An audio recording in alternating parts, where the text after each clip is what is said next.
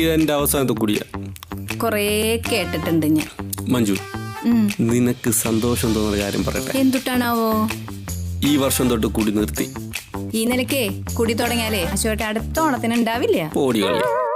മഞ്ജു, ഞാൻ ഈ വർഷം കുടി നിർത്തി. സത്യം. ഞാനിത് കൊറേ കേട്ടിട്ടുണ്ട്. സത്യം, കുടി നിർത്തി. പിന്നെ ഞാൻ അമ്മമാരെ വിളിക്കുന്നു. നമ്മുടെ കയ്യിരിക്കുന്ന സാധനം കൊടുത്ത് മാനേജറെ നമ്മൾ സെറ്റാക്കുന്നു. മാനേജർ ഹാപ്പി, ഞാൻ ഹാപ്പി. ആ മാനേജറെ ഞാൻ വിളിച്ചിട്ടുണ്ട്. എങ്ങനെയെങ്കിലും 2 പേർക്കും കൊടുക്കണം. ആ നശിച്ച പേരെ എങ്ങനെയെങ്കിലും പ്രൊമോഷൻ തരപ്പെടുത്തണം. അതിന് നീ എന്നോട് സഹകരിക്കണം മഞ്ജു, പ്ലീസ്. മഞ്ജു, പിണങ്ങലേടി. നിനക്കും.